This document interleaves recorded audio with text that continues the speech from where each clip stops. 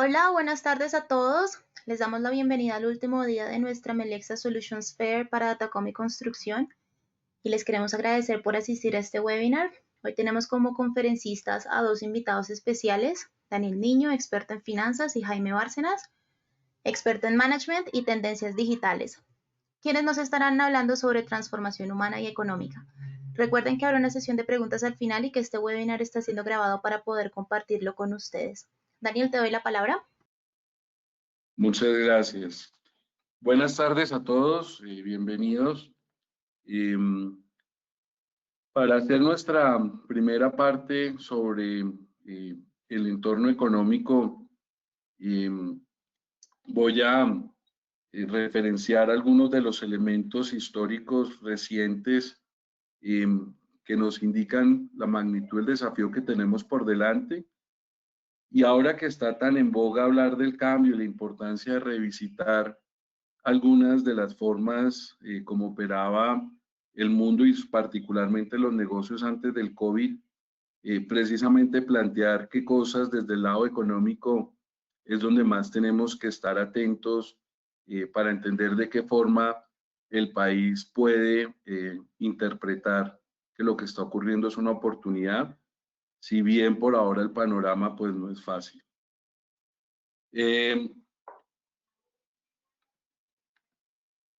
Vamos a hablar entonces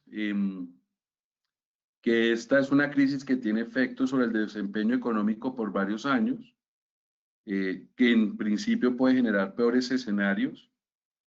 Segundo, que en general en América Latina cargamos con el lastre de lo que se llamó la década perdida y la gran deuda social. Cómo debemos mirar ese consenso y la diferencia que hay dentro de esa visión y que ha marcado un poco la pauta de la política económica. Luego vamos a hablar cómo, digámoslo, en los últimos 20 años y en especial porque hay unos elementos de la última década que ya preocupaban, cuáles son en ese contexto las luces y sombras de Colombia. Y por último, pues el consenso político socioeconómico que se ve un poco ha sido una guía, pues qué debemos corregir y qué es lo que nos obliga a la crisis a repensar. Arranco un poco con el panorama económico.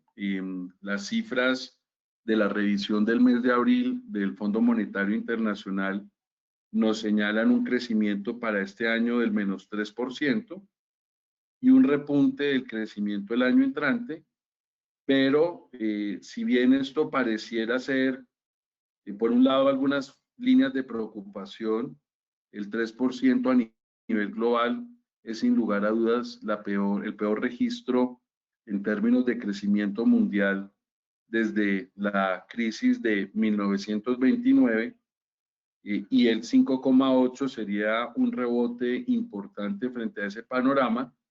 Sin lugar a dudas, pues hay una cantidad de retos inmersas, como vamos a ver en estas cifras y estas proyecciones.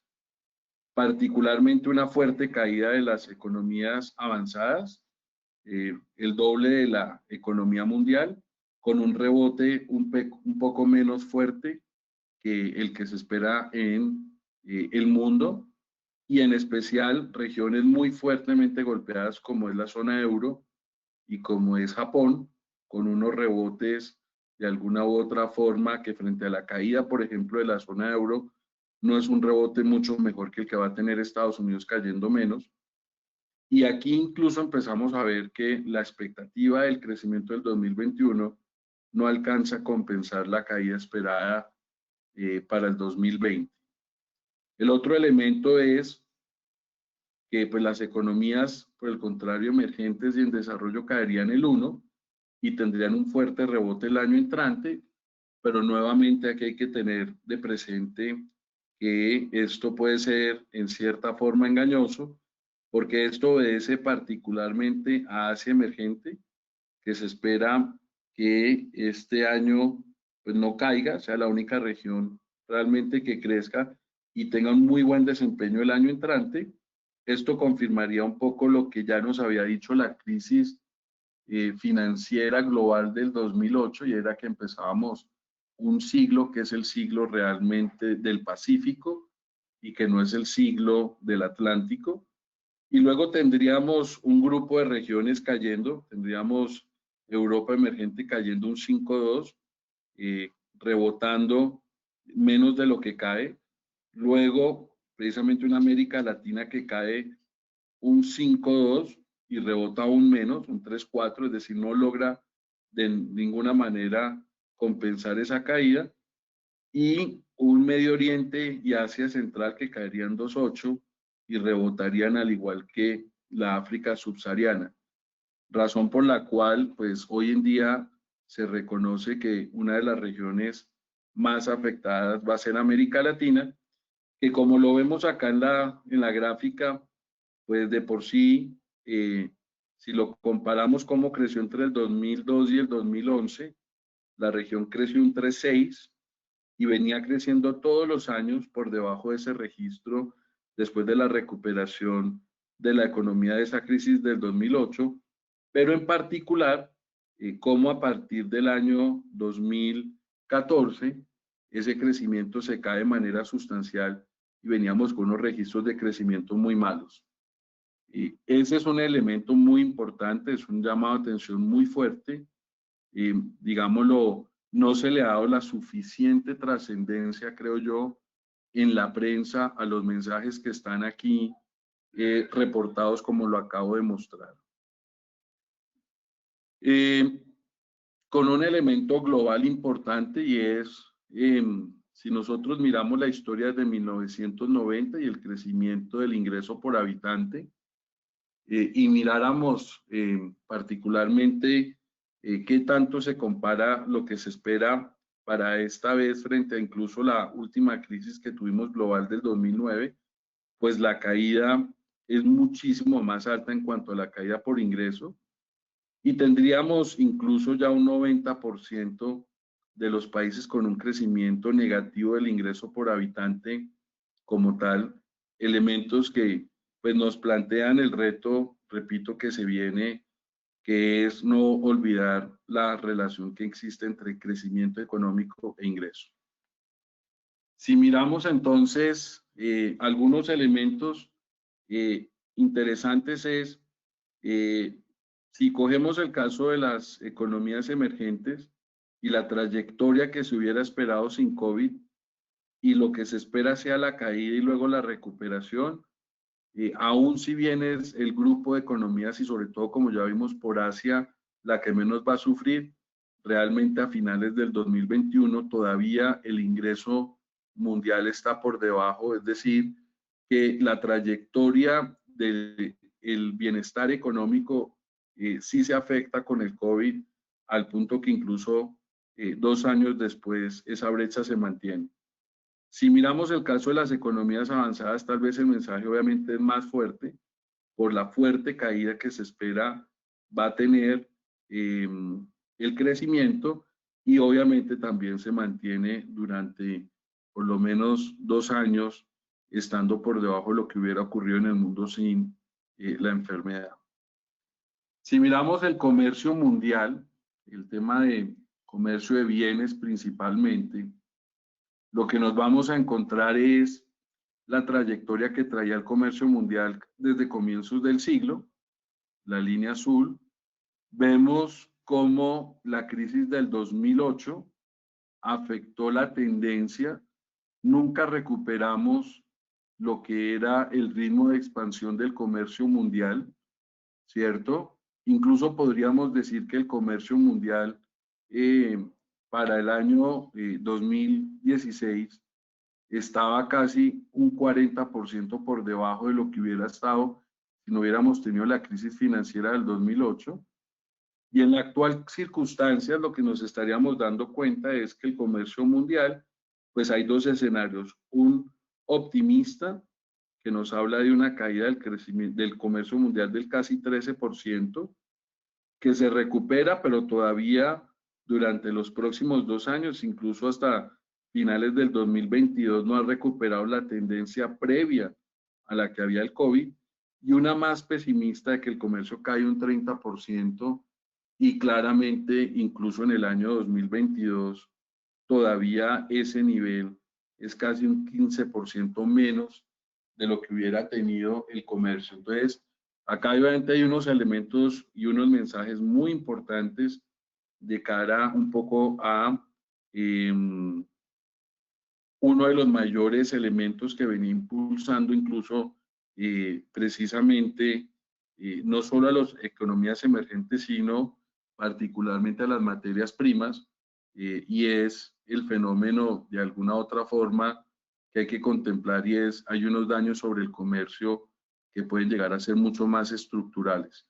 Y la pregunta pues sería, ¿qué tendría que hacer Colombia, obviamente, en esas circunstancias? Y por eso algunas cifras que vamos a mirar. Ahora, este es el escenario del Fondo Monetario, el que dije que la economía caía un 3, pero hay dos o tres escenarios adicionales, todos los cuales no son mejores, sino tienden a ser peores que el escenario que es hoy en día como el escenario que por ahora estima el Fondo Monetario como más probable.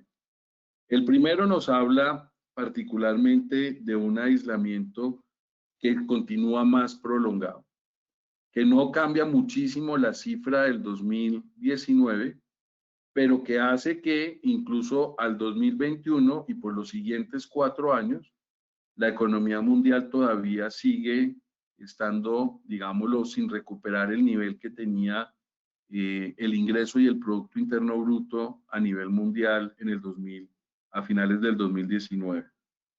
Otro escenario es que hay un rebrote, y en ese rebrote lo que vemos es que no cambia mucho el panorama del 2020, pero en ese orden de ideas, la economía mundial no solo caería un 3% en el 2020, sino que caería un 4,75% en el 2021.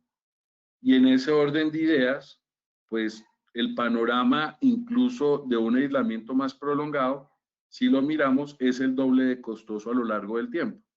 En el 2022, en el escenario, un escenario de un aislamiento más prolongado, la economía mundial estaría todavía un 1,5% por debajo de su nivel observado a finales del 2019, con un rebrote, básicamente estaría un 3, que es el doble. Y así lo vemos, que es la imagen donde esto nos sugiere que por eso los riesgos que enfrentamos no son pocos, y son riesgos que empiezan a afectar sustancialmente el panorama de esta década que iría entre 2020 y 2030. Y el tercer elemento es una conjugación del primero y el segundo escenario, donde no solo hay que hacer una cuarentena más prolongada, sino que adicionalmente se da en cierta forma ese rebrote, y ahí ya pues el panorama económico es algo que yo creo que realmente no hemos observado en la historia económica desde que tenemos datos en el siglo XX, con un PIB mundial cayendo ya no el 3% de este año, sino más del doble el año entrante, y donde tendríamos acumulado obviamente un deterioro económico bastante fuerte, y esto nos seguiría o continuaría en los próximos años. Entonces aquí vamos a empezar a mirar una data y a utilizar algunas herramientas de Big Data para ir como entendiendo el impacto de varias cosas. El primero, como ustedes vieron y les mostré, es esta historia de América Latina. No es nueva, lo que llamamos la década perdida en los años 80. A final de los 80 América Latina crecía al 4,2. En el primer quinquenio, en la primera, crecía prácticamente al 0, y luego creció para terminar la década cercana al 2. Y tenemos un grupo de países que nos plantean dónde hubo mayores retos. Argentina de por sí no se benefició a finales de los 70 del crecimiento que tuvo América Latina, y también de alguna u otra forma estuvo estancada durante toda la década de los 80, particularmente a final de la década, teniendo tasas de crecimiento negativos. Algo similar vemos en Bolivia, que sobre todo con lo que se llamó la crisis de la deuda de los 80 decreció, y aún así al salir no logró realmente compensar lo que fue su caída en la década de los 80. Un Brasil que sí creció muy bien a finales de los 80, pero se vio bastante golpeado en la primera mitad de los 80s y que tampoco tuvo así un desempeño formidable en la segunda mitad de esa década. Un Chile que crecía muy bien, el país que mejor crecía junto con México a finales de los 70s y que tiene al comienzo un fuerte golpe, pero rebota muy bien. Un Colombia que por el contrario creció bien antes de empezar la década de los 80s, incluso uno de los mejores crecimientos del país fue el del año 78, fue lo que llamamos en su momento la bonanza cafetera, que luego tiene una caída muy importante en los siguientes años, pero se recupera en la segunda mitad de los 80.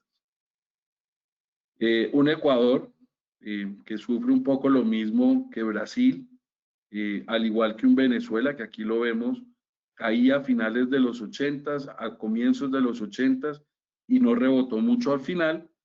Y países como México, que después de los 80s les costó también recuperar precisamente su crecimiento, por no hablar de un Perú que perdió toda la década de los 80. Esto es lo que nosotros llamamos la década perdida y la gran deuda social. Creo que de alguna u otra forma el panorama de América Latina plantea que eso se puede volver a dar y se puede volver a dar, entre otras cosas, por la perspectiva de crecimiento de cómo veníamos y para dónde vamos. Me voy a centrar particularmente en hablar entonces de cómo si el Fondo Monetario está esperando en su escenario base una caída para Argentina en el 2020, que significaría ya 3 años consecutivos de caídas y un rebote que relativamente para 3 años de caídas es muy leve. Argentina entre el 2012 y el 2021 apenas, digamos, lo habrá crecido en promedio menos 0,4. Un Brasil que tuvo 2 años muy negativos, 2016, 2015 y 2016, y un año casi perdido, 2014, que luego sale, pero sale muy tímido, que vuelve a caer y que entonces crecería en la década apenas cero.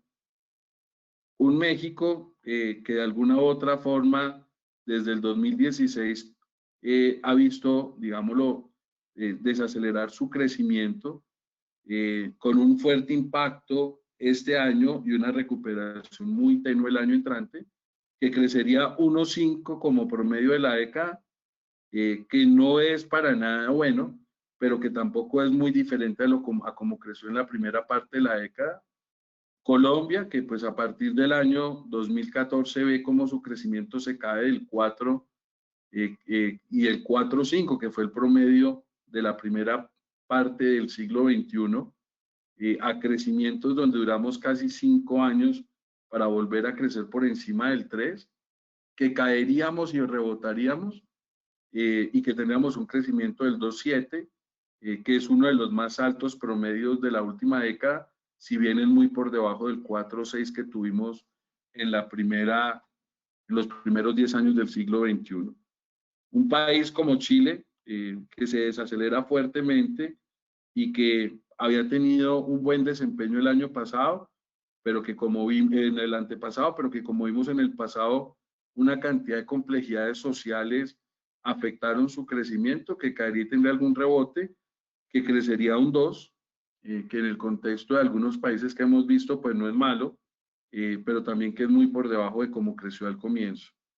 Perú, que de alguna u otra forma el año pasado también se vio bastante enredado por las protestas sociales, que caería pero lograría crecer, al igual que Chile, por encima de lo que va a caer y que tendría el mejor registro de la última década con un crecimiento del 3,1. Y un Ecuador, pues, que lo vemos acá, también muy golpeado por los precios del petróleo, tuvo muy mal 2015, un pésimo 2016, medio se recuperó en el 2017 y venía nuevamente muy débil, que caería y no se recuperaría y que crecería apenas 1,5, que es apenas 1/3 de la tasa de crecimiento que tuvo la década anterior. Y por último, un Venezuela, que sí ya completa pues una serie de caídas, no más el año pasado, una caída del 35% del PIB, que con el fenómeno que hay continuaría cayendo, completaría pues prácticamente de los últimos 10 años 8 en rojo y cuyo crecimiento promedio anual es menos 11,1. En ese contexto, pues lo que tendríamos nosotros que decir es, esta crisis coge, si bien golpea un poco a las economías avanzadas, ellas son el 40,3% de la economía mundial, representan el 63% del comercio, por eso se ven tan afectados por el factor comercio, si bien tienen el 14% de la población.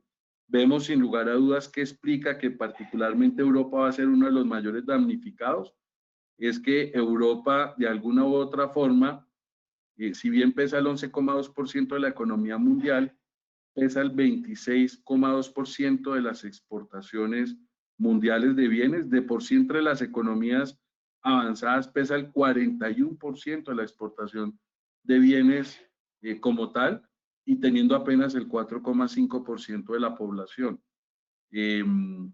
Entonces, sin lugar a dudas, es una de las razones de por qué Europa es donde se esperan uno de los registros más negativos. Si miramos en economías emergentes, nos vamos a dar cuenta que pues pesan casi el 60% de la economía mundial. Esto es como si se hubiera invertido el mundo en 40 años. En 1980 las economías avanzadas pesaban el 60 y las emergentes el 40, ahora es al contrario, pero está explicado principalmente por China como ahorita lo vamos a ver.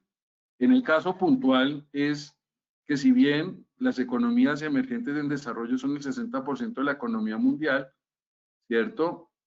Todavía tienen un porcentaje en el comercio mundial muy malo, el 37%, y obviamente son casi el 86% de la población, lo cual nos muestra los desafíos que tenemos nosotros, y es que no hay formas de aumentar la riqueza de nuestros grupos poblacionales si este tema no se considera que tiene que hacer una modificación y un cambio, como lo vamos a ver. En un caso como China es un país que pesa casi el 20% de la economía mundial, el 10% de las exportaciones de bienes, teniendo el 18% de su población. Eso es parte de los elementos de por qué China obviamente considera que realmente no es como se dice, que es un absoluto dominador del comercio mundial, porque todavía incluso el peso de su comercio es por debajo al peso de su población. Y sin embargo, si bien esta es como una norma en todos los países emergentes, el caso más preocupante es el de América Latina. Antes de la crisis de los 80, América Latina era el 13% de la economía mundial, hoy es el 7,2%. Siendo el 7,2% de la economía, es solo el 5,1% de la población, del comercio de bienes y servicios, y representa más o menos el 8,3% de la población mundial, y América Latina entonces ha venido perdiendo significativa importancia entonces en cuanto a economía y comercio. Si ya miramos un poco qué ha estado ocurriendo, ya vimos que los datos y registros de América Latina no son para nada buenos, y sin embargo permanentemente el nivel de déficit fiscal, es decir, de gasto del gobierno por encima de sus ingresos, pues nos marca ciertas tendencias, como por ejemplo es en Argentina el promedio de los últimos 10 años de déficit fiscal sería del 5, Brasil del casi 7, en México del 3, Colombia y Chile más bien cercanos al 2, Perú levemente por debajo del 2, y al igual que Argentina, un Ecuador con unos déficits bastante altos, por no hablar de Venezuela. Y aquí vemos cómo son países donde con muy mal crecimiento económico igual se insiste en tener y crecer y mantener una enorme preponderancia del sector público en la economía. Estados Unidos tiene unos déficits muy altos, particularmente porque al comienzo enfrentó la crisis con unos déficits muy altos, y porque con la llegada de Trump, pues precisamente lo que se ha tratado es de utilizar la política fiscal para sostener el crecimiento, y pues porque obviamente en el 2020 es uno de los países que mayor compromiso de gasto está haciendo, situación que es completamente diferente de la europea, que como lo vemos mantiene una enorme disciplina fiscal. Cuando miramos un poco qué es lo que ocurre, simplemente para entender este fenómeno, lo que podríamos decir en América Latina, cómo hay un grupo de países que si bien tienen unos ingresos fiscales importantes, que son más del 30% del Producto Interno Bruto, es decir, que recaudan en impuestos más del 30% de sus ingresos, como es el caso de Brasil o Argentina, o como es el caso de Ecuador, pues lo que luego vemos es que parte del problema es el enorme nivel de intervención en la economía del Estado, porque significa que el gasto del Estado llega a representar, en el caso de Argentina y en el de Brasil, como en el de Ecuador, casi el 30%, casi el 40% del Producto Interno Bruto como tal, y ahí es donde vemos esa enorme influencia o incidencia que ellos ya traían y que obviamente ahorita los deja a ellos mucho más vulnerables. Venezuela no tiene, es curioso, para un país que uno pensaría con su socialismo del siglo XXI, es un país de muy bajos ingresos del Estado, y parte de su problema es que aún así, con muy bajos ingresos, porque son casi que similares a los de Perú, Venezuela, por el contrario, gasta más del 36% de su Producto Interno Bruto en gasto público, mientras que un país como Perú apenas gasta el 22%. Y eso explica pues esa diferencia en esa concepción de política. Un país como Colombia tiene unos ingresos cercanos al 30% y un gasto muy similar también cercano al 30%. Si nosotros queremos aumentar el gasto, no cabe dudas de que Colombia tiene que pensar también cómo aumentar el ingreso, porque lo que no nos puede pasar es ese fenómeno que estamos viendo, particularmente de un país como Venezuela, que tiene muy bajo ingreso público, pero tiene un alto gasto público, que es el que en cierta forma enreda su adecuado funcionamiento económico. Entonces, a esta crisis llegamos con unos niveles de deuda importantes. En Estados Unidos, producto de lo que ya mostré, pues decimos que ya más del 100% del Producto Interno Bruto es deuda del gobierno, el equivalente a la producción de un año. Si lo miramos comparado con el 2012, eso significa haber aumentado casi en 26% esa deuda. Vemos que es muy diferente a lo que maneja eventualmente Europa. Y en el caso de América Latina, lo que tendríamos que decir es nuevamente cómo ha aumentado dramáticamente la deuda de una Argentina y un Ecuador. Luego, obviamente, pues Venezuela ya es algo absurdo, ha aumentado en más de un 202% su endeudamiento. Incluso antes de esta década, la deuda argentina era apenas del 30% del PIB, ya hoy en día es el 232% del PIB. Es tal vez el país más endeudado digámoslo, del mundo, porque supera incluso con creces un país como Japón, que tiene un enorme ahorro de sus ciudadanos, pero que su Estado tiene una deuda que seguramente va a estar llegando a niveles del 170. Venezuela supera con creces eso. Y tenemos casos como el de Brasil, que tiene ya también un nivel de endeudamiento que se acerca casi al 65% de su deuda. La ha duplicado si lo miramos en la última década. Entonces, buena parte del problema económico de mal crecimiento simplemente se resuelve pensando en continuar y continuar el Estado gastando, y realmente lo que vemos es cómo no se acometen las reformas, sino que el país se empieza a meter en una espiral de muy, pero muy mal desempeño económico. Casos como Colombia, donde si bien la deuda aumenta en la última década, con todo lo que está pasando se espera que se pueda mantener en niveles razonables y haya aumentado apenas 19 puntos, que sería, digámoslo, junto con México y con el caso de Perú, los que tendrían como mejor desempeño, siendo Perú un país que es muy importante recordar, si bien aumenta su deuda del 2,8% del PIB al prácticamente 20%, hay que recordar que en el año 2000 Perú tenía la misma cantidad de deuda que Colombia. Y aquí es donde vemos cómo Perú sí trató de asemejarse a un país como Chile de bajos niveles de endeudamiento del Estado y de poca participación del Estado en la economía, de manera que fuera cada vez más una economía de mercado.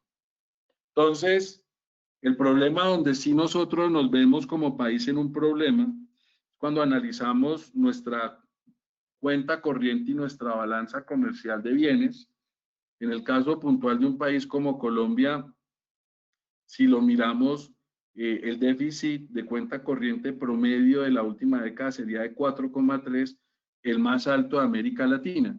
Y ahí es donde tenemos que empezar a preguntarnos, si bien hay cosas que hemos hecho mejor que los países que cogieron unas tendencias muy fuertes de una economía intervenida por el Estado, como fueron Argentina, Brasil, Ecuador y Venezuela, ¿qué es lo que hemos hecho relativamente que no es del todo muy bueno para incluso tener unos déficits de cuenta corriente muy superior a esos países? Es decir, que realmente no le vendemos casi al mundo y por el contrario le compramos muchos bienes al mundo. El primer elemento, pues, o tal vez uno de los que yo traigo a colación que hace parte de lo que tenemos que reflexionar como país, pues tiene que ver con el mismo hecho de nuestra balanza comercial en manufacturas. Cuando teníamos un dólar cercano a los 1.800 pesos, con el mundo teníamos un déficit de casi 35.000 millones de dólares. Muy pocos sectores, o por decir casi ninguno, exceptuando la actividad de impresión, tenían superávit. Todos los sectores nuestros, en todas las actividades manufactureras, éramos un país altamente dependiente de importaciones.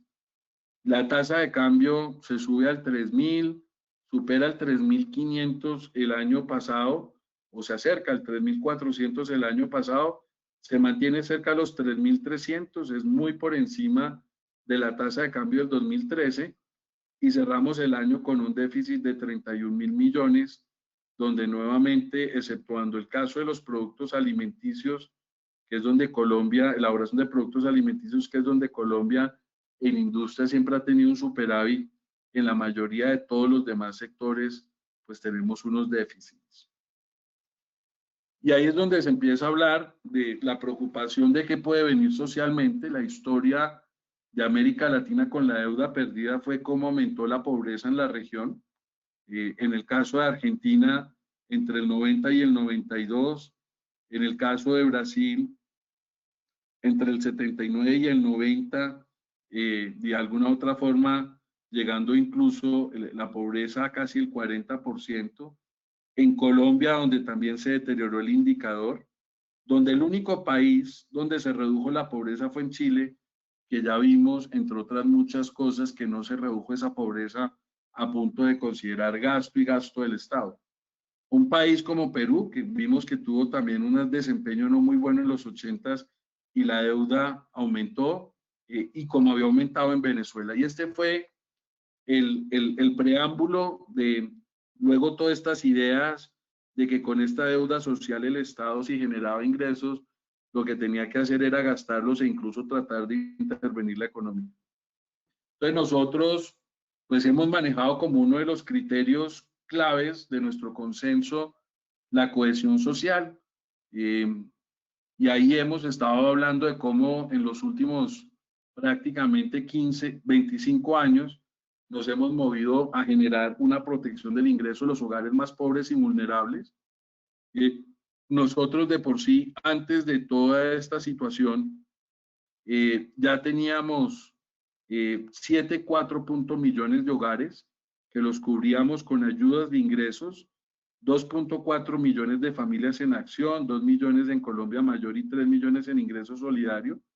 Con esta crisis seguramente vamos a aumentar, y la propuesta de por sí de Desarrollo era aumentarlo a 10,8 millones, y es lo que está haciendo el gobierno, de forma que una mayor cantidad de población fuera cubierta.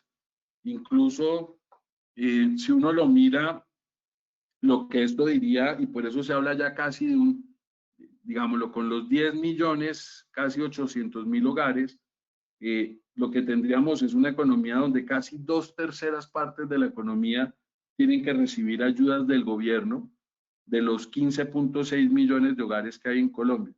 ¿Y cómo vamos a redoblar ese esfuerzo?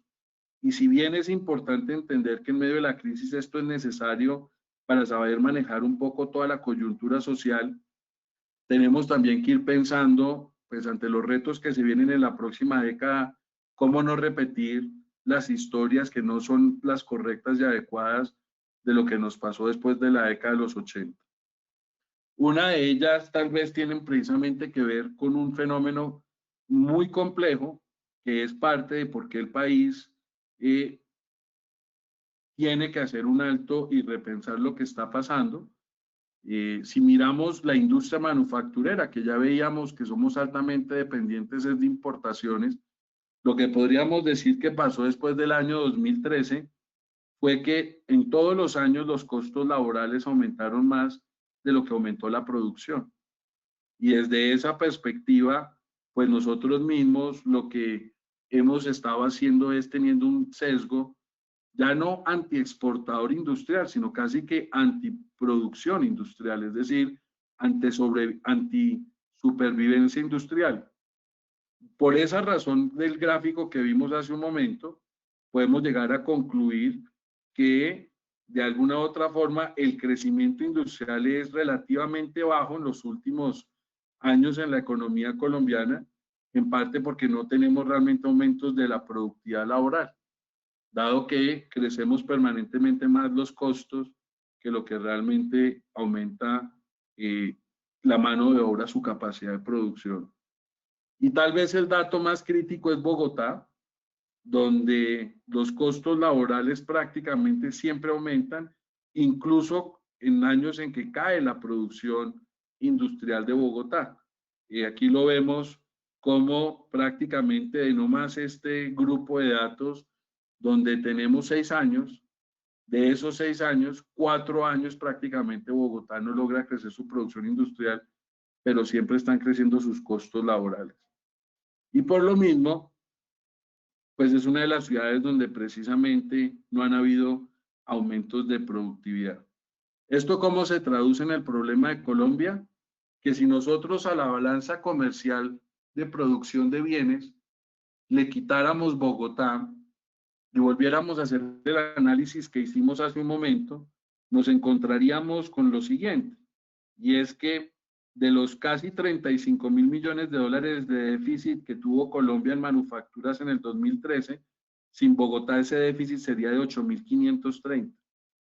Y si el año pasado hablamos de casi 32.000 millones, 31.000 y pico, sin Bogotá eso serían 6.857 millones. Esto obviamente no dice que con el aumento de la tasa de cambio todo el país se volvió competitivo, pero sobre todo sí nos sigue reseñando que el problema manufacturero, productivo de costos laborales está en Bogotá. Incluso fíjense que si uno ya quitara Bogotá, empiezan a aparecer más sectores superavitarios. Confección de prendas de vestir, ¿cierto? Tendríamos productos alimenticios, incluso no disminuiría, sino que aumentaría el superávit, ya no sería de 600 millones, sino de 1.572 millones. Hasta la industria de tabaco sería superavitaria, incluso alcanzaría a ser superavitaria la industria de producción de muebles, colchones y somiers, y ya no sería el país deficitario, son algunos de los ejemplos.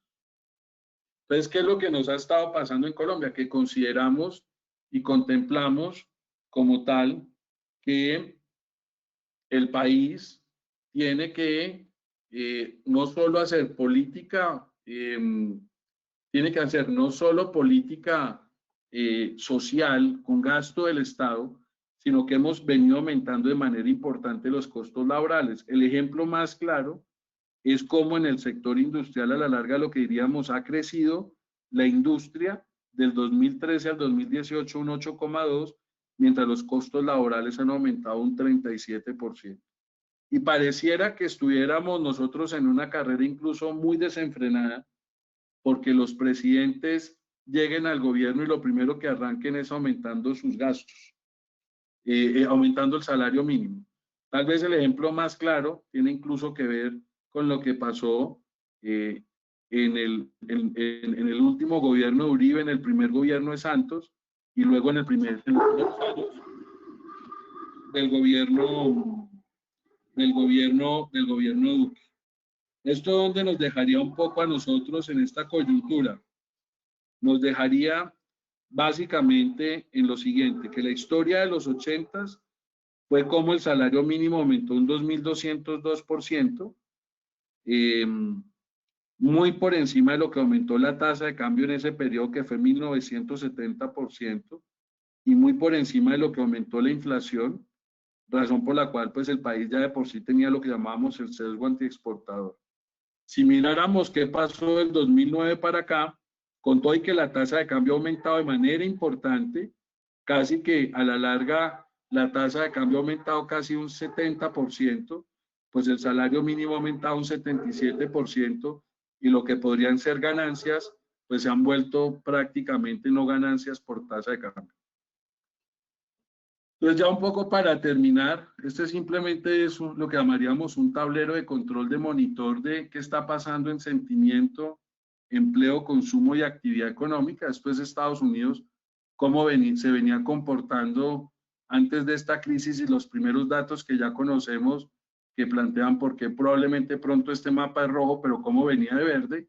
Y esto es por el contrario Colombia, cómo se veían las diferentes actividades, planteándonos cómo habíamos tenido un periodo muy duro, precisamente entre finales del 2015, el 2016 y el 2017, y veníamos tratando de salir de toda esta coyuntura, y obviamente lo que pasa pues nos vuelve a poner muy probablemente en que pronto también empecemos a ver los datos rojos.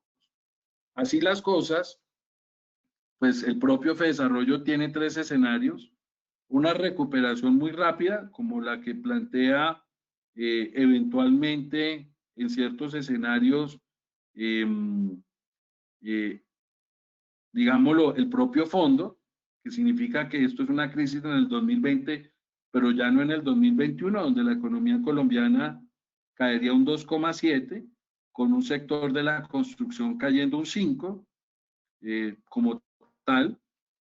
Un escenario donde tenemos un rebrote muy parecido a lo que plantea el Fondo Monetario, donde ya en ese caso la economía cae un 5 y la construcción cae un 10, y un escenario en U, que significa incluso más parecido al último escenario del Fondo Monetario, donde la economía caería un 7,9 y construcción caería prácticamente un 11. Como lo vemos en todos los escenarios, un sector muy golpeado es comercio y transporte, cayendo 10, 16 o 25%, siendo claramente en todos los casos uno de los sectores, digámoslo, más expuesto también a esta situación. Y esto no es muy diferente a lo último que acaba de decir el Banco de la República en su último informe, y es que el crecimiento de Colombia en el mejor de los casos va a caer un 2, en el peor de los casos va a caer un 7, y que hace parte. Entonces, ya para concluir un poco todo esto, ¿qué resulta clave? Resulta clave, primero, considerar que el país tiene que revisar lo que está haciendo en política salarial y hasta dónde su política salarial está siendo, como les decía, no solo antiproducción y antiexportación, sino al mismo tiempo que el país tiene que entrar a revisar muy bien cómo es que sí va a tener que manejar en un entorno económico un deterioro social, ayudando, como ya se está ayudando a muchas familias, como vimos, casi el 68% de las familias en Colombia recibiendo ayudas del Estado, pero vamos a tener que pensar cómo nos replanteamos, repito, la recuperación, sobre todo de la actividad, de la capacidad productiva, sin continuar considerando que es que la política social es una política salarial. Muchas gracias.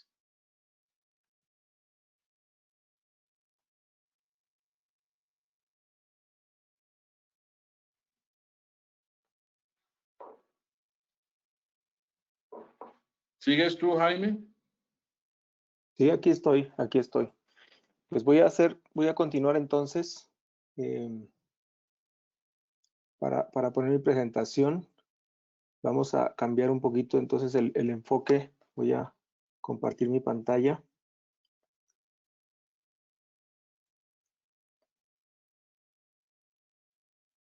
Creo que ya le están viendo, ¿cierto? Entonces, muchas gracias antes que nada por esta invitación a Melexa. Vamos a cambiar un poquito el enfoque de la presentación, es decir, ya vimos la parte económica, ahora vamos a la transformación humana y va a ser en realidad en tres aspectos, una idea de la situación de lo que está pasando, inclusive ahorita por la situación de este confinamiento y del COVID. Algunos tips como recomendaciones de lo que se podría hacer y simplemente qué temas de liderazgo y de trabajo son los que pues a futuro, no tan lejano, son los que van a tener prioridad en este momento. Pues muchas gracias, insisto, por la invitación y pues vamos a comenzar con esta parte de la presentación. Entonces, la gran pregunta es qué vamos a hacer para asegurar nuestro futuro y esa es, digamos, el cuestionamiento que me hago y estamos combinando dos elementos muy importantes en esta presentación. Inicialmente es la transformación digital que ha venido surgiendo en estos últimos meses, años más bien, y en estos últimos 2 meses, la situación del confinamiento o de este tema de la pandemia, que también ha acelerado toda esta situación de transformación. Es decir, lo aceleró de una manera no tan ortodoxa, no tan simétrica, sino lo hizo de una forma pues inusual, que nos aceleró muchas situaciones en las que se supondría que deberíamos estar listos y en algunas situaciones se comprobó que no estábamos tan preparados para esa transformación. Pero bueno, pues llegó y hay que estar ahora atentos con esta situación y alerta para todos los cambios que se vienen en este momento, ¿sí? Algunos datos sobre el tema de transformación digital. Estos fueron los datos estadísticos de una empresa en la que yo estuve trabajando hace algún tiempo y en donde nos arrojaba las siguientes cifras, que el 50% de las empresas serán transformadas por disruptores, serán, pues digamos, voy a poner entre comillas, atacadas por disruptores. ¿Esto qué significa? Que empresas como unas fintech se van, en caso de financiero, son las que van a atacar directamente a los bancos. Si yo le preguntaba hace algunos meses o algunos años a un banco que quién iba a ser su principal competidor o quién los iba a poner a temblar en un tema de competencia, seguramente me respondían pues un banco más grande o el banco que va a llegar o el ingreso de otro banco. Normalmente esas eran las respuestas. Hoy en día es alguien que ni siquiera se espera de dónde va a venir esa competencia. Nadie esperaba que una alianza entre Rappi y Davivienda, por ejemplo, pues pusiera en una situación de a Rappi en el sector financiero a través de fintechs inclusive, o Bancolombia tuvo que sacar su fintech, Davivienda a la suya, etcétera, etcétera, etcétera. Entonces, en realidad, muchas de las industrias van a ser transformadas por disruptores, que es decir, no por el que tradicionalmente es su mercado de competencia. El 44% de los modelos dejarán de existir en 5 años. ¿Esto qué significa? Que no es simplemente el cambio en la industria o en la empresa la que se está generando, sino es el modelo completo de negocio. Simplemente miren lo que está pasando en esta situación de confinamiento de 2 meses. O sea, muchos de los modelos tuvieron que cambiar, que si no tenía yo en un modelo de distribución hacia hogares, pues en este momento se tuvo que transformar inmediatamente para hacerlo. La forma como se comporta el modelo completo cambia, no solamente la empresa en sí, y eso es muy importante entender. En esta encuesta, cuando se hizo esta investigación, el 46% de los líderes respondía que en realidad no sabrían cómo cambiar, no saben qué hacer para lograr ese cambio de transformación, la transformación. Pues hoy en día tuvieron que aprenderlo pues a como dé lugar, ¿sí? Las organizaciones en general tuvieron que hacerlo porque si no, pues no reaccionaban o no podían reaccionar a tiempo con esta situación de cambio. Entonces, si antiguamente una empresa de las que estaban en la lista de los 500 de Fortune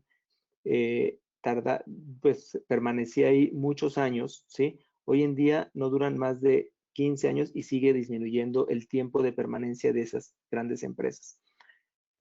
Hace un momento estaba yo comentando justamente con Daniel de un artículo que estuve leyendo la semana pasada, es la semana pasada, sí, sobre el valor de mercado cómo ha repuntado Mercado Libre en Latinoamérica y está valorada como las empresas latinoamericanas más grandes. Y es la situación del comercio electrónico, ¿sí? Más inclusive que las petroleras. Y le preguntaba justamente a Daniel hace un momento que qué opinaba del tema y dice, pues sí, ojalá que al final esa situación no solamente sea, digamos, una situación de coyuntura simplemente, sino que se mantenga, porque muchas de las empresas justamente se están transformando de esa manera, ¿sí? Esta pandemia, ¿qué va a generar? Entre 5.3 y 24.7 millones de personas que perderán su empleo. Es una situación de impacto hacia el trabajo.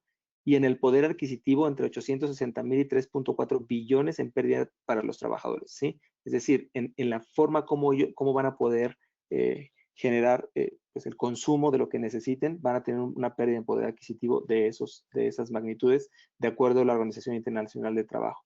Y el aumento exponencial del subempleo, es decir, muchas de las personas seguramente ya habrán conocido alguna que otra que se ha quedado sin empleo, pues será una situación que tendrá que buscar su forma de recursos de alguna manera. Entonces, esto no es solamente un impacto en un tema económico, como lo acabamos de mostrar con Daniel, sino tiene un impacto en el mercado laboral, que finalmente es, digamos, quien está teniendo ese impacto directamente en las personas. Por eso el énfasis en esta charla que he estado yo tratando de averiguar y tomar ciertas cifras para entender que en realidad al final los afectados son las personas, ¿sí? Las que están laborando directamente y que van a perder esos empleos actualmente, ¿sí? Pero yo lo quiero ver siempre positivamente. O sea, para nosotros esto debe ser un escenario de oportunidad sin precedentes. O sea, no podemos verlo como una situación de que así sucedió, no puedo hacer absolutamente nada, no, sino es una situación de cambio que tengo oportunidades de saber qué es lo que puedo hacer.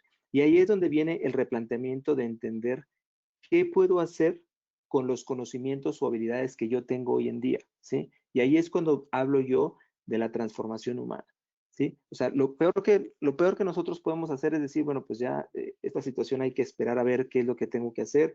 Hace algunos días yo también publico en algunas revistas de negocios y publiqué, bueno, eso fue directamente en las redes y me preguntaba o hacía la pregunta de qué debíamos hacer. Eso fue muy al principio de este confinamiento. ¿Qué íbamos a hacer? Esperar, ver noticias para ver cómo va surgiendo y cómo va evolucionando esta situación, para ver qué tengo que hacer, o definitivamente comenzar a replantearme o a pensar o a repensar qué debo hacer con lo que sé hacer para salir adelante. Muchas personas me escribieron diciendo, bueno, ya tiró la toalla, ya se echó para atrás, entonces dándome ánimos. Y yo en realidad lo que estaba haciendo es una reflexión para que en realidad pensemos qué es lo que podemos hacer con ese tipo de conocimientos y con las habilidades que hoy tenemos para tener realmente esa oportunidad de cambio, ¿sí? O sea, una situación es que muchos aspectos, muchas situaciones del ámbito diario que nosotros teníamos antiguamente pasaron a tener una relevancia distinta a la que antiguamente se tenía, ¿sí? Es decir, descubrimos zonas que quizá estaban ocultas en nuestra casa, en nuestro apartamento, que no eran utilizadas sino de otra manera. Conocimos que el tiempo puede alcanzar para otras situaciones. Conocimos y cambiaron, digamos, aspectos que para antes, pues el hecho de levantarse temprano, tomar el carro o el vehículo que lo lleva uno a su puesto de trabajo, a su lugar de trabajo, pues en una situación de 1 hora, 2 horas de trancones y llegar allá. Esa situación, digamos, pasó hoy en día de decir, bueno, pues fíjense que no es necesario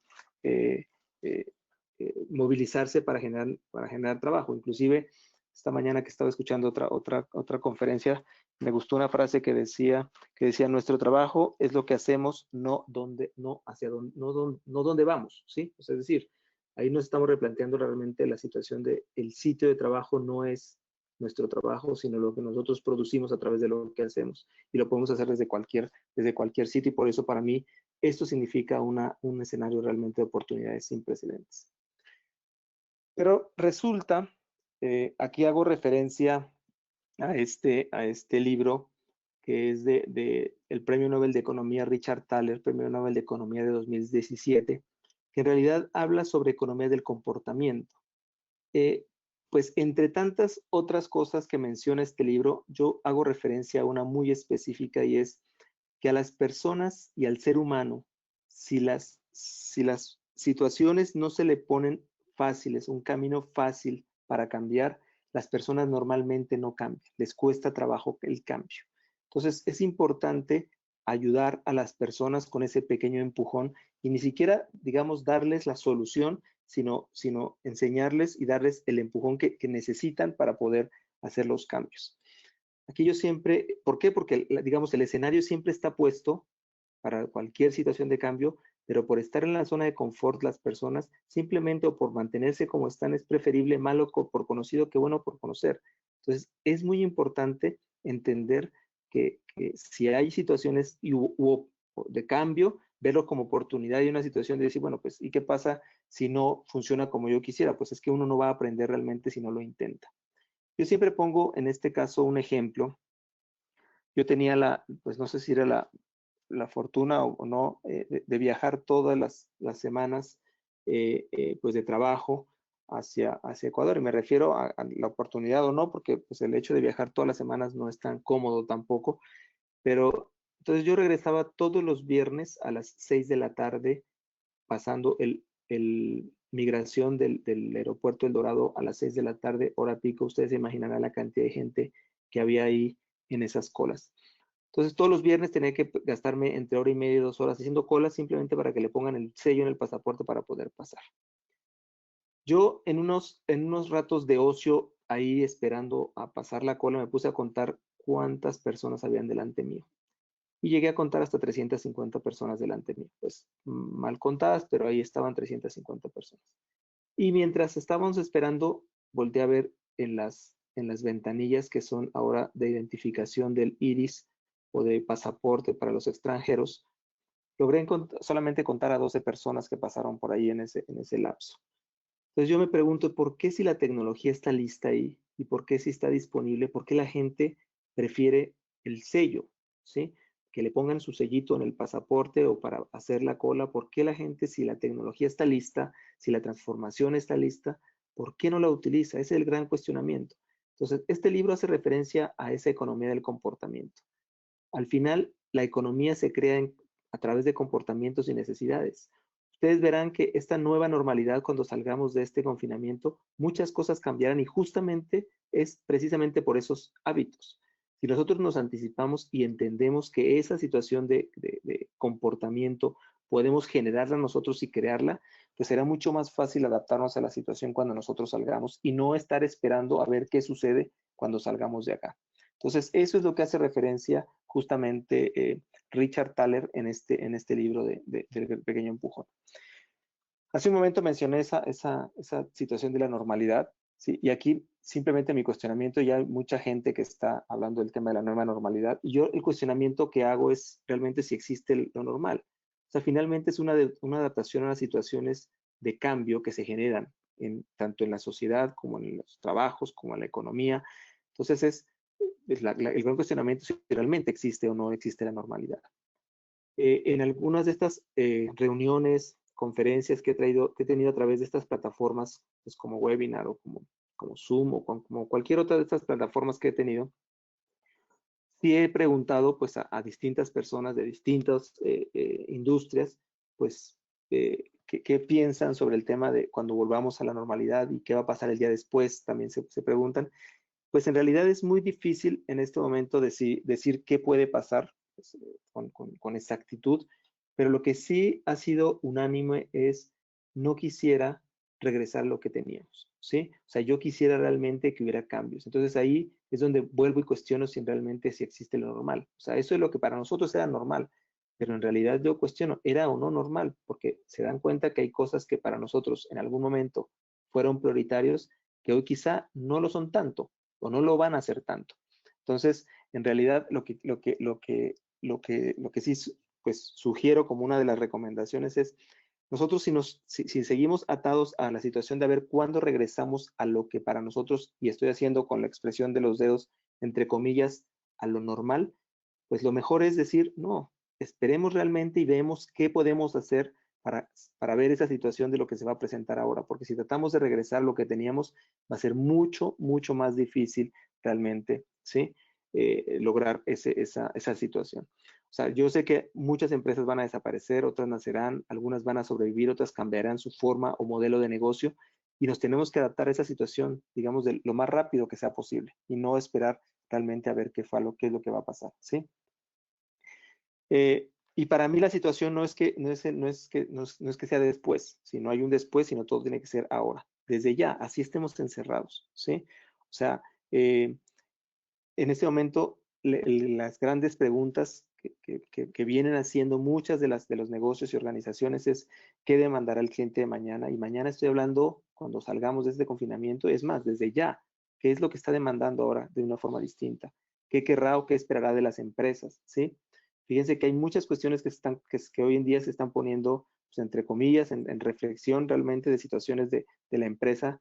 Pues yo también leía la semana pasada una situación en donde siempre estamos nosotros preparados como economías para ver cómo reestructuramos el tema y cómo salimos rápido de esta situación económica.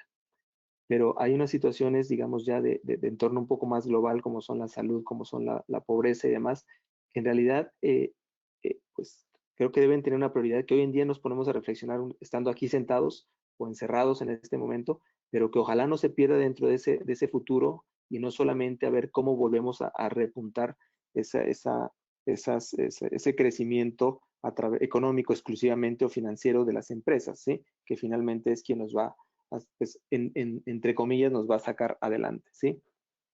Otra de las preguntas que he escuchado es ¿cómo se transformará la forma de trabajar, ¿sí? Si habrá una nueva dimensión social, ¿sí? Con esta nueva era, si el trabajo será distinto y será nuevo. Aquí yo también quiero hacer otra reflexión. A mí me gustan mucho pues como las analogías y simplemente ¿por qué? Porque es una forma un poco más fácil quizá de entender a veces la situación de lo que nos atañe en varios de los aspectos de nuestras vidas. Yo pensando el otro día la situación de cómo cambiaría el trabajo y lo que he podido observar en estos días y analizar en toda esta investigación y todo esto, este análisis que he venido haciendo, yo hacía la analogía de cómo hace la separación sobre, o la definición, dos definiciones o acepciones distintas sobre el tiempo que hacían los griegos en la antigüedad, que era a través de Cronos y Kairos, ¿sí? Los dios Cronos y el dios Kairos.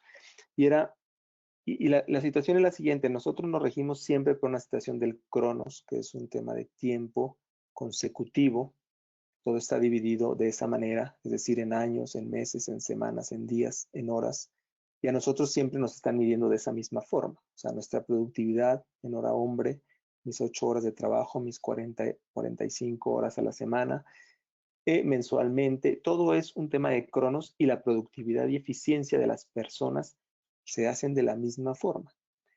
Mi reflexión es la siguiente, si yo cambio esa percepción desde el punto de vista de la forma, digamos, de la percepción de lo que significa Kairos, Kairos significa no un tema en cronómetro, en tiempo, ¿sí? de hora, es decir, si yo tengo un viaje, por ejemplo, en avión durante 9 horas, pero yo voy sentado en una silla sin una película, sin un libro, sin alguien al lado.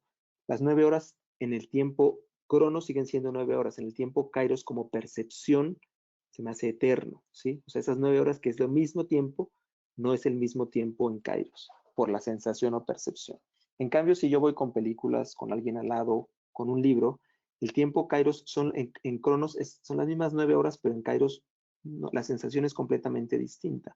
O sea, el valor que genera no es un tema solamente en tiempo, sino el valor generado por la percepción de lo que yo realmente estoy haciendo, sintiendo, sí, o queriendo. Esta analogía, pues un poquito rebuscada quizá, pero lo que yo quiero dar a entender es que el trabajo debe ser valorado más por lo que tú produces, sí, no por el tiempo que permaneces en un sitio.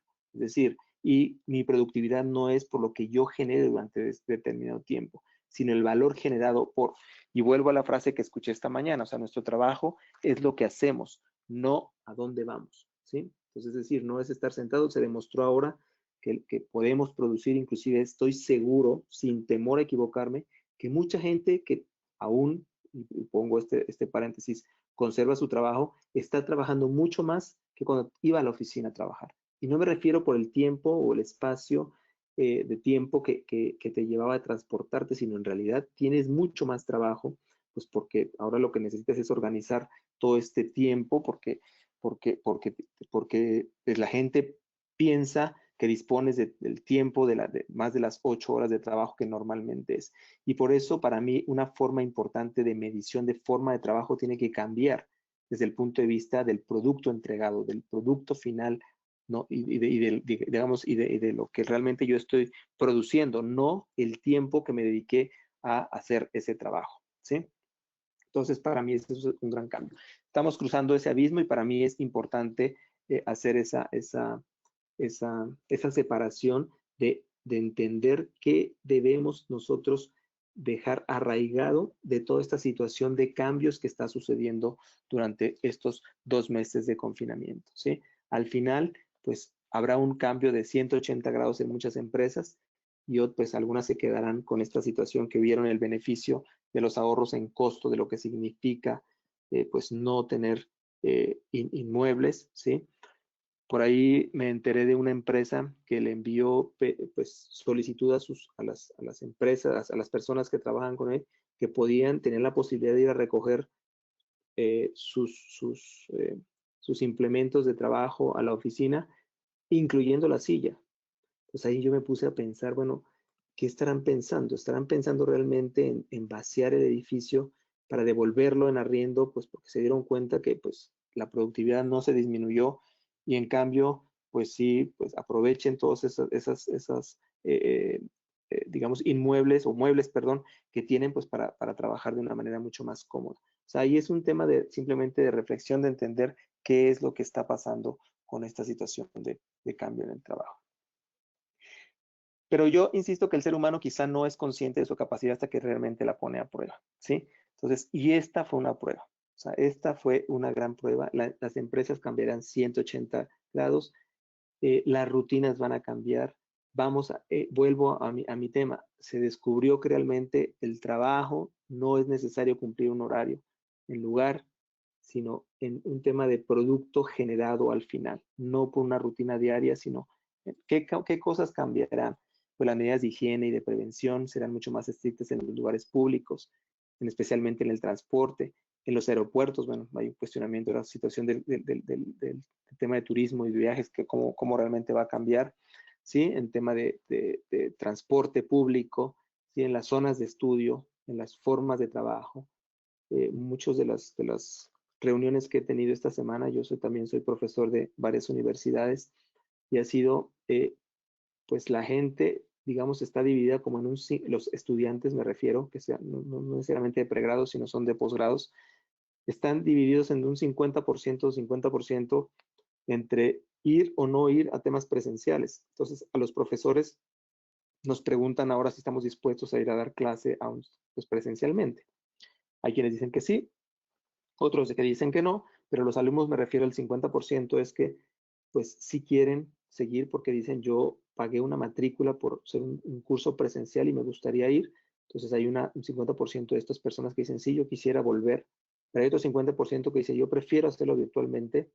¿Por qué? Porque yo no quiero yo quiero el tema de distanciamiento social, entonces no quiero acercarme a esa situación. Entonces, en este momento, pues hay una coyuntura de ver cómo podemos mezclar que algunas clases sean presenciales y otras no lo sean. Y entonces, esa es una situación que está cambiando realmente nuestra forma de actuar. El consumo definitivamente será distinto, ¿sí? Esa es una situación que cambiará. Entonces, las cosas como eran, pues no serán. Ahora realmente tenemos que saber cuál es el escenario que se transforma, ¿sí? Qué tipo de herramientas, qué tipo de conocimientos, qué tipo de cosas tenemos que saber distintas a esta situación de lo que se nos presenta ahora, ¿sí?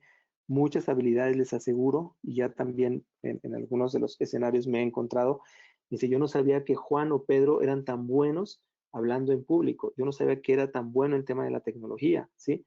Hay muchas cosas que cambiarán, y también les aseguro que más del 50% de las llamadas que se hacían a temas de soporte tecnológico en las oficinas bajaron, ¿sí? El ahorro de papel bajó. O sea, hay muchas cosas que ya no serán como eran, ¿sí? ¿Por qué? Porque ahora descubrí que pues no tengo a la llamada del 123 de tecnología, pues tengo que hacerlo yo mismo, porque si no, no puedo conectarme, no puedo hacerlo, pues podrán hacerlo remotamente de alguna forma, pero les aseguro que las llamadas al tema de tecnología bajaron y disminuyeron bastante, pues porque ahora tengo que hacerlo de otra forma. Eso significa que hay un quiebre que abre un nuevo escenario específicamente para el tema del trabajo.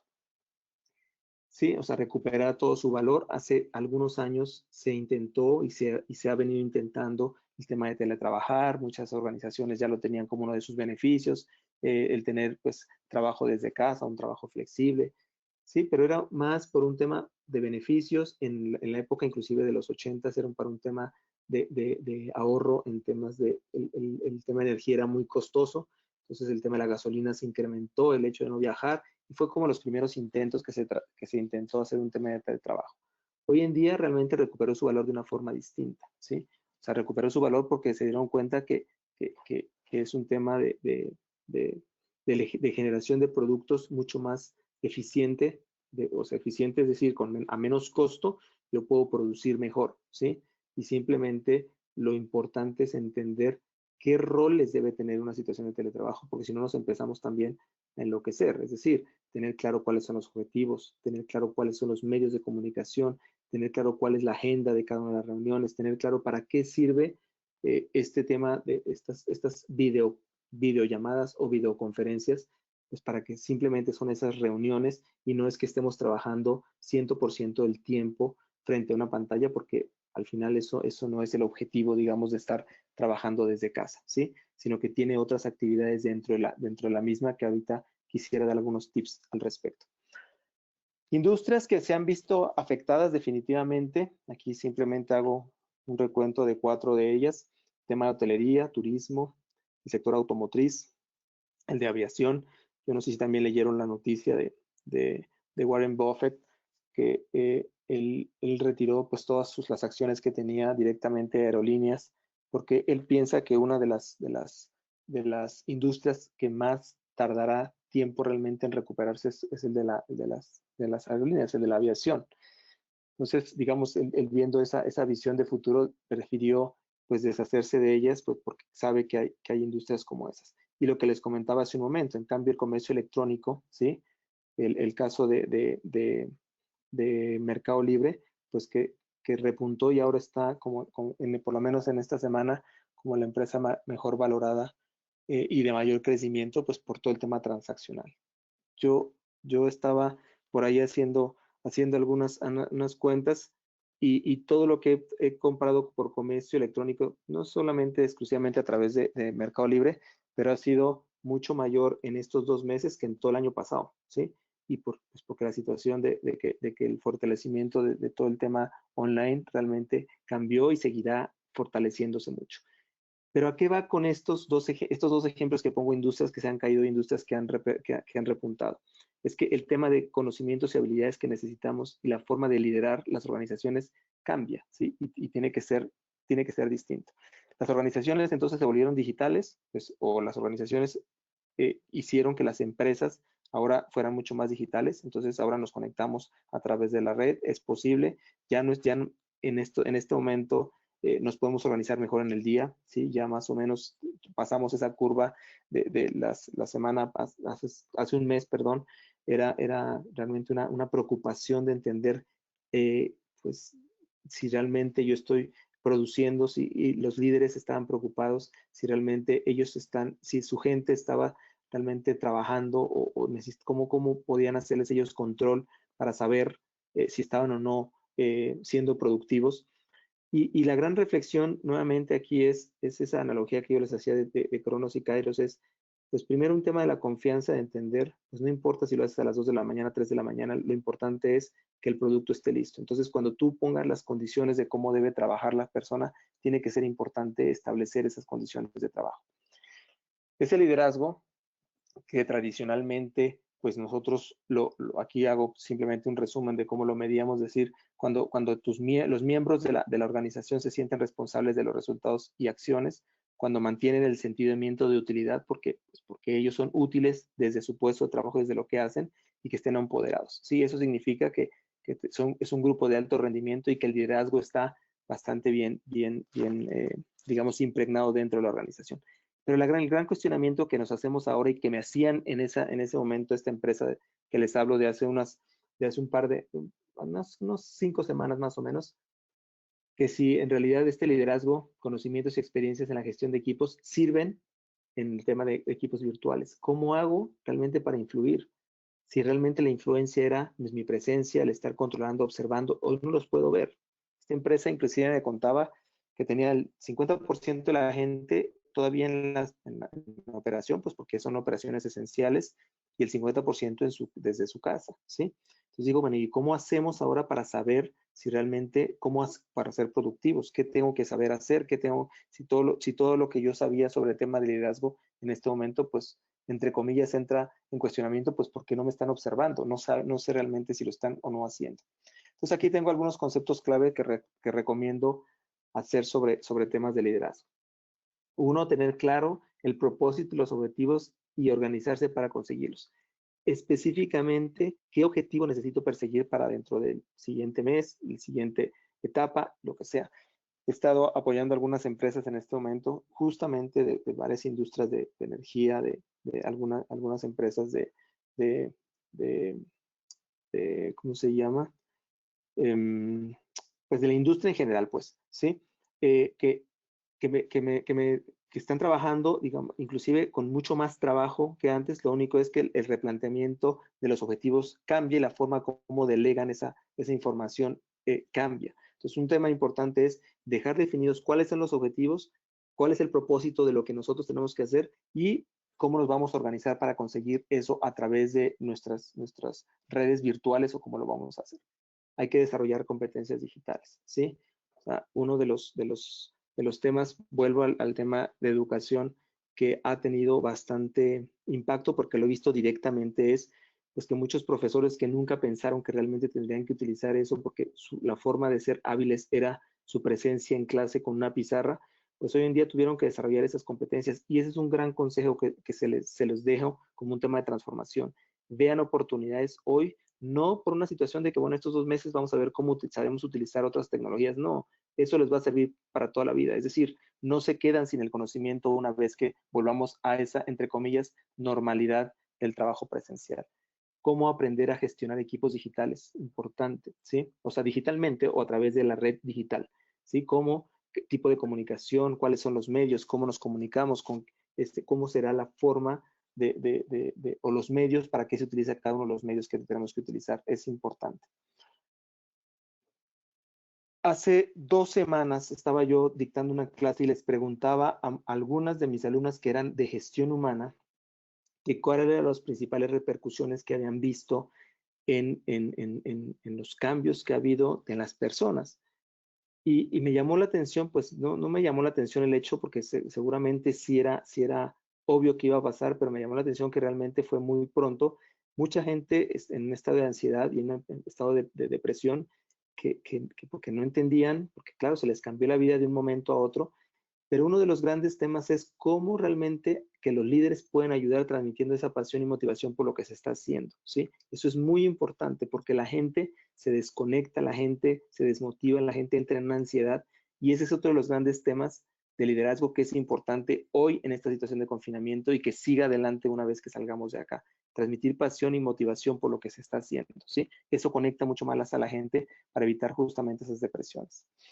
El equilibrio de las horas de trabajo y el contacto humano, ¿sí? Así sea en la casa donde uno está hoy en día, pues uno tiene sus horarios de trabajo y tiene también espacios para el almuerzo, espacios para, inclusive hasta para lavar la loza, son espacios que uno tiene y que tiene que manejar, digamos, de la misma, con un equilibrio, pues para no enfocarse exclusivamente en horas laborales.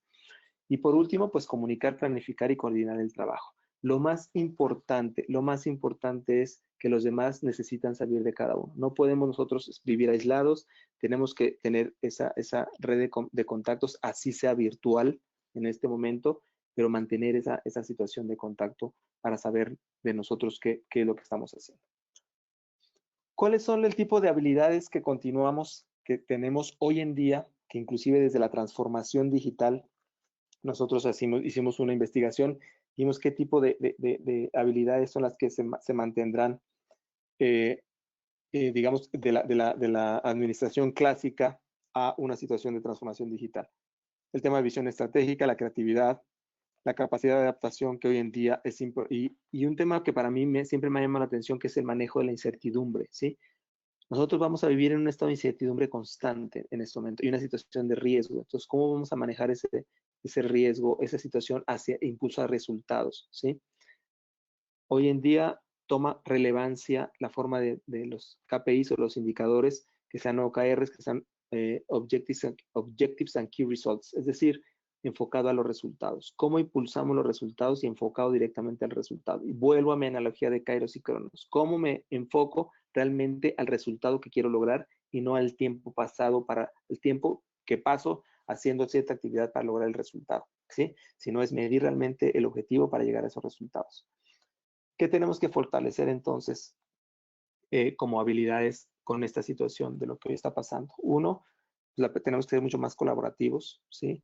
Yo estoy seguro que muchos de ustedes, la mayor parte de ustedes, están ahora en redes de colaboración, están en redes de internet haciendo algún tema de colaboración. Tenemos nosotros con varios grupos con los que yo participo una frase que dice: es el momento más de servir que de vender. Es decir, en este momento muchos contenidos en la red para ofrecer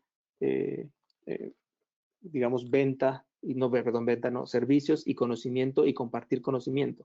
Ya después la venta vendrá después. En este momento es mucho más importante esa colaboración, el ser creativos. Y aquí puse entre comillas una palabra que yo traté de hacer la analogía con el tema de olvidarnos un poco de la jerarquía, sino de la redarquía humana, ¿sí? Es decir, yo les puedo asegurar que muchos de ustedes han tenido ya contacto más cercano con personas que antes eran, porque estaban en la oficina, de una forma distinta o inalcanzables, ¿sí? Hoy en día, pues tenemos una facilidad mucho más directa con personas de otros niveles jerárquicos, y por eso yo llamo el tema de redarquía. Aquí se genera un tema de red. Aquí no solamente interna de la organización, sino tenemos contacto con muchas más personas que nos están ofreciendo también productos, servicios que pueden ser de utilidad. El hecho de ser innovador y flexible, ¿sí? Son dos habilidades que son importantes, y sin olvidar el ser solucionador de problemas y ejecutor de cambios. Es importante ejecutar todos los cambios que vengan. Recuerden que lo que les decía de Richard Thaler, ¿sí? O sea, hay un tema que nosotros tenemos que cambiar. No tenemos que esperar a que pasen las cosas, porque si no ya sería demasiado tarde, sino ejecutar directamente esos cambios. Esa situación de disposición de cambio lo reflejo en 4 aspectos importantes de cambio. Primero, aprender a pensar, entre comillas, por fuera de la caja. Es decir, lo que nosotros veíamos como algo normal y tradicional, pensémoslo y veamos de una forma distinta, veamos en mercados distintos. Yo alguna vez le preguntaba también a un presidente en un banco, digo, ¿usted quién cree que va a quebrar este banco? Y también sí me contestó: seguramente un banco que va a llegar acá más grande, quizá nos compre, nos va a hacer. Pero yo le decía: ¿qué pasa si fuera WhatsApp más bien? WhatsApp, así como tú puedes mandar un hola por WhatsApp, tú puedes mandar una transacción monetaria, ¿sí? Y él me dijo: sí, pero solamente son transacciones. Le digo: sí, transacciones, pero el 50% de tu negocio son transacciones. El otro 50% son comisiones que tú cobras. Pero es importante entender que hay que pensar por fuera, por donde nunca esperaron que pudiera esperar que la competencia pueda llegar. Hay que pensar alternativas distintas por fuera de la caja. Buscar oportunidades de autodesarrollo. La responsabilidad del desarrollo y del conocimiento no está en manos de las organizaciones, está en manos de cada uno. Entonces, ver qué oportunidades hay a futuro, para ver qué es lo que sería necesario yo para poder desarrollarme y generar ese autodesarrollo.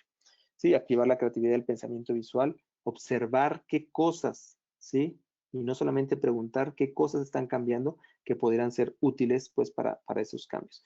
Y comunicar con efectividad todo aquello que nosotros, porque al final la comunicación es parte del cambio, ¿sí? De la gestión del cambio. Vuelvo a mi tema de educación, y aquí por eso me encanta poner esa foto, ¿sí? Porque se necesitará formar a profesionales para el cara a cara, entre comillas, con las personas, porque así sea la mejor y la más evolucionada de las tecnologías, nunca realmente van a sustituir a quien imparte la formación, ¿sí? Porque uno, listo, la máquina lo tiene, pero siempre surgen dudas, preguntas, pueden ser cosas no tan metódicas que quizá un robot te lo pueda contestar, pero no hay forma mejor, y por eso inclusive vuelvo a la insistencia de la foto, es decir, yo en este momento les estoy mostrando una presentación, pero a mí no me están viendo.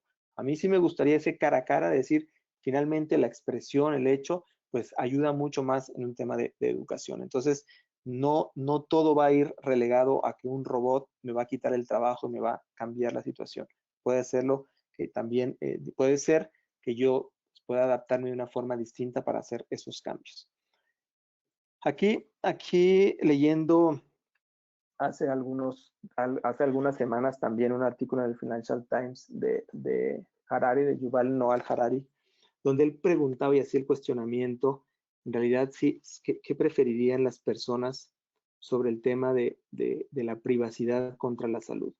Es decir, si hace más de 2 meses nosotros criticábamos mucho de que todas las aplicaciones y todo eso se metía mucho en nuestra privacidad y tratar de bloquear a través de Facebook o cualquier otra red, bloquear nuestra situación de privacidad.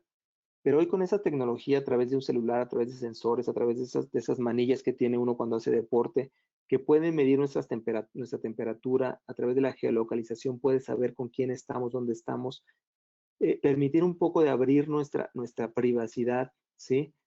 Para si estos celulares o estas aplicaciones me pueden dar, si yo puedo ser candidato para una situación de esta situación de la pandemia, ¿sí? Porque saben con quién estuve, saben mi temperatura, saben mi situación de salud y me pueden prevenir a decir y no encerrar a toda pues a toda una sociedad o a toda la población, pues simplemente es a aquellas personas identificadas de acuerdo a estas aplicaciones que estoy seguro que se puede, pues disminuir un poco la privacidad. Si yo lo pongo en una balanza, que también lancé esa pregunta el otro día en una de mis publicaciones, y el 6% me dijeron, prefiero la salud a la privacidad. Pues estoy dispuesto a abrir un poco la privacidad con tal de que esas redes, pues con toda la confiabilidad pues necesaria, pues por lo menos asegure que yo estoy sano, o que por lo menos no soy candidato a, dependiendo de en dónde estuve y con el tipo de personas o con las personas con las que yo estuve relacionado, ¿sí? Entonces estamos pasando realmente de una economía global basada en el trabajo manual a una sustentada en el trabajo mental. Si se dan cuenta, muchas de las cosas es lo que decía hace un momento también Daniel, con el tema del valor sobre el tema de la información, ¿sí? O sea, la información es la que te está dando realmente para entender análisis del comportamiento de las personas, que nos puede dar realmente el tema de valor económico o valor que tenemos ahora como negocios, ¿sí? Entonces estamos pasando completamente distinto el valor de lo que significa. ¿Cuáles son las empresas de mayor valor de mercado? Si se dan cuenta, son esas, son Google, son Apple, son pues ahora en Latinoamérica el caso de Mercado Libre, ¿sí? Son a través de información, transacciones, y no es un tema de activos, ¿sí? No es un tema, no son las petroleras quienes tienen hoy ese lugar preponderante sobre el valor de mercado en la economía. Y aquí quiero dar este ejemplo, cómo nuestras habilidades, el hecho de que nosotros simplemente cambiemos la forma de entender cómo podemos utilizar esas habilidades es lo que nos llevará, digamos, a entender el futuro de una manera distinta y verlo como oportunidad y no como una situación de que nos vamos a quedar sin trabajo. Antiguamente es la forma de transportarnos era así, entonces nosotros teníamos la habilidad y aprendíamos la habilidad de manejar y conducir un caballo, una diligencia, pues de alguna forma. Y los trabajos que relacionados con esa época, pues era la persona que sabía ensillar, que sabía poner las espuelas o se me olvidó pues a los caballos, y que pues sabía reparar las diligencias. Ese era, digamos, el tipo de trabajo o habilidades que tenían el desarrollo de esas personas en esa época. Después evoluciona ahora el trabajo, entonces dice, pues ahora las habilidades de manejo se evolucionan o cambian. En lugar de manejar a alguien de 4 patas, ahora manejo a alguien de 4 ruedas, ¿sí? Y el tipo de habilidades, pues ahora que tengo que aprender son mecánica o es un tema de cómo conducir un vehículo de 4 ruedas, que es distinto, pero mis habilidades simplemente se trasladaron. No desaparecen, simplemente cambiaron de la forma como yo desarrollo esas habilidades. Pensémoslo en el tipo de trabajo que puede venir a futuro.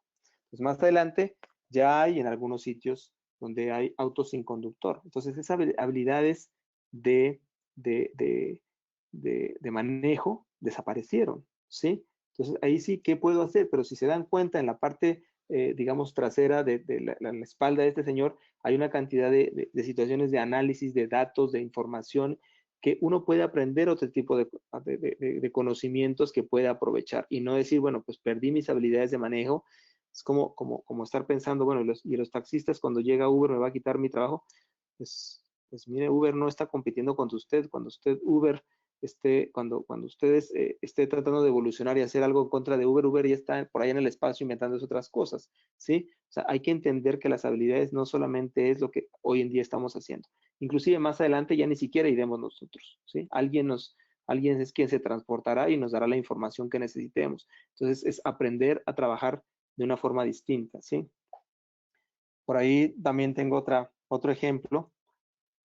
Que en algún momento estaba yo trabajando en algún proyecto con Codensa, la empresa de energía aquí en Bogotá, y me decía que uno de los grandes problemas que tenían ellos en agosto era cuando las cometas se quedaban por allá incrustadas en los cables de luz y después bajarlas significaba pues, una persona encima de otra con una escalera, pues arriesgando la vida con un palo allá, tratando de bajar esas cometas que se quedaban en los cables de luz, ahí en los postes. Pues el tema evolucionó y entonces hoy tienen el dron dragón le llaman. Entonces simplemente suben con un dron y echa una pequeña llama en 2 segundos, quema la cometa y soluciona el problema. Ese es un tema de evolución, de decir, entonces las personas que antes tenían habilidades para subirse en el hombro del otro o en una escalera o lo que sea para bajar eso, hoy en día esas habilidades son para aprender a manejar un dron que les ayude para que ese dron dragón acabe con ese problema. Entonces, mi tema es cómo realmente se está trasladando el tipo de habilidades y conocimientos como para dejarlo de esa manera.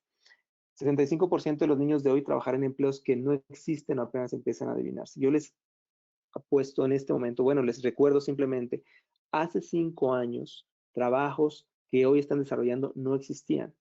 O sea, esta persona el analítico de datos, el de marketing digital, yo no sé si hace 5 años, pero todos esos trabajos que hoy en día están surgiendo, hace 5 años no existían. Y personas que hoy están haciendo trabajarán, el 65% trabajarán en actividades que hoy ni siquiera existen. Entonces podemos aprovechar y tener la oportunidad de prever qué puede pasar para que yo comience a aprender ese tipo de conocimientos.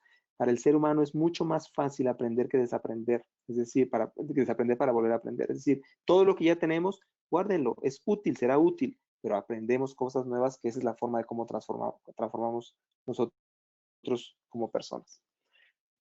Una gran pregunta que me he hecho últimamente es, ¿la tecnología servirá como motor de la creación del empleo futuro? La tecnología como Google es una empresa pues, de búsqueda de información, que busca información en la red, pero en realidad tiene una repercusión mucho más allá. Y la gran pregunta es ¿por qué Google está contratando filósofos?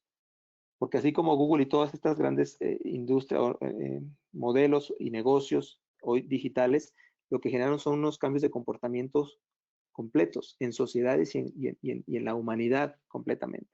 Entonces, las razones por qué Google está contratando filósofos es porque lo que cambia realmente es el modelo completo, no es simplemente el hecho de que la búsqueda se hace más rápido, pues para eso tengo a los tecnólogos, sino saber que todas esas situaciones de comportamiento que genera todas estas nuevas tecnologías son importantes. Cambiaron sociedades, cambian hábitos, cambian formas de actuar, ¿sí? Entonces, el filósofo entra realmente a preguntarse qué tipo de cosas están cambiando en una sociedad, qué tipo de cosas cambian en los modelos de negocio, no solamente en la empresa.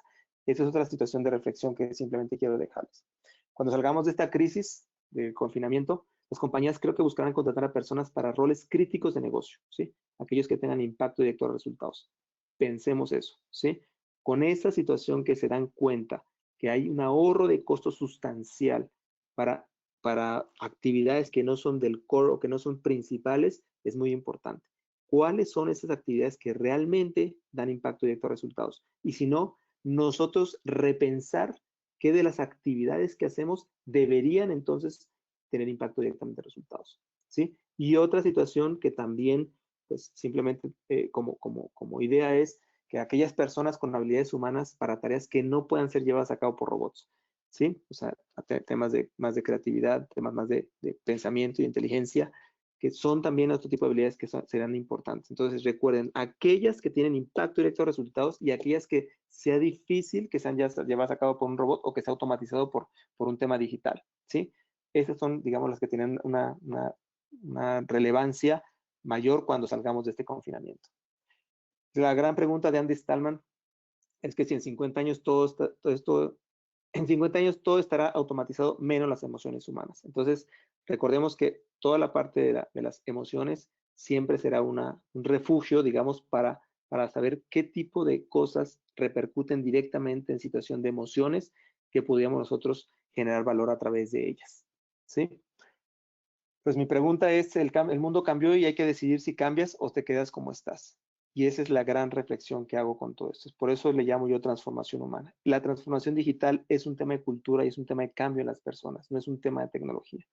La tecnología perdón la expresión, pero es tonta. Si las personas no la asimilan, si las personas no hacen que algo funcione con la tecnología, simplemente no funciona. Lo creó el ser humano, ¿sí? Pero una vez que lo tienen, tiene que alguien que hacer algo con esa tecnología. Entonces es muy importante entender que la transformación digital es un tema de transformación humana, ¿sí? Y las dos palabras más relevantes de esta era digital no son ni internet ni tecnología, sino son miedo y cambio. Para mí, y esas estadísticas que les di al principio, de que el 46% de los líderes no saben cómo cambiar, de que el 50% de las organizaciones serán cambiadas por un disruptor y el 44% de las organizaciones dejarán de existir en 15 años, eso es una realidad. Entonces, hay que entender que la respuesta está directamente en nosotros, en las personas, y no en la transformación digital que finalmente eso se está llevando a cabo ya. Pues eso es lo que tenía para hoy. Muchísimas gracias por su participación, por habernos escuchado por este medio, y espero que haya sido de utilidad para ustedes.